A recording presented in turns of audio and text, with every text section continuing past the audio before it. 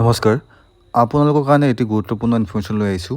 আপোনালোকে স্ক্ৰীনত এখন ন'টিফিকেশ্যন দেখা পাইছে আৰু এই ন'টিফিকেশ্যনখন দিয়া হৈছে government of Assam finance department Assam secretariat Dispur আৰু ইয়াৰ বিষয়বস্তু হ'ল যে uses of PRAN in lieu of PPAN for deduction of NPS contribution.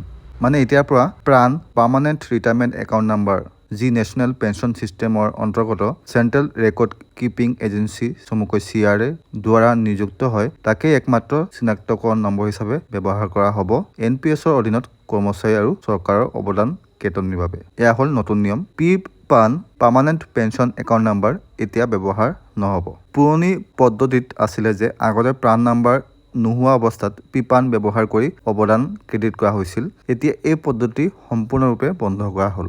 NPS কাটনি তেতিয়াহে আৰম্ভ হ'ব যেতিয়া কৰ্মচাৰী প্ৰাণ নম্বৰ সৃষ্টি হ'ব। যিসকল কৰ্মচাৰী প্ৰাণ ইতিমধ্যে আছে, যিসকল কৰ্মচাৰী প্ৰাণ নম্বৰ ইতিমধ্যে নিযুক্ত হৈছে, তেখেতসকলৰ অক্টোবৰ 2025ৰ দৰমহা বিলত NPS ডিডাকশ্যন ষ্টেটমেণ্টত PPANৰ ঠাইত প্ৰাণ নম্বৰ দেখুওৱা হ'ব। যিসকল কৰ্মচাৰী এতিয়াও PPANৰে দৰমহা পাই আছে, তেখেতসকলে 15 অক্টোবৰ 2025ৰ ভিতৰত প্ৰাণ নম্বৰ লাভ কৰিব লাগিব। যদি তেতিয়ালৈকে প্ৰাণ নম্বৰ সৃষ্টি নহয়, তেন্তে অক্টোবৰ 2025ৰ দৰমহা দেৰি হ'ব পাৰে, কাৰণ প্ৰাণ নথকা অৱস্থাত NPS কাটনি কৰিব নোৱাৰি। অক্টোবৰ 2025ৰ পৰা অসম চৰকাৰৰ সকলো কৰ্মচাৰীৰ বাবে NPS কাটনিৰ বাবে প্ৰাণ নম্বৰ বাধ্যতামূলক হ'ব। যিসকল এতিয়াও প্ৰাণ নাই, তেখেতসকলে 15 অক্টোবৰ 2025ৰ আগতে প্ৰাণ নম্বৰ লৈ ল'ব লাগিব, নহ'লে দৰমহা দেৰি হ'ব পাৰে। এয়া আছিল আজিৰ ইনফৰমেশ্যন।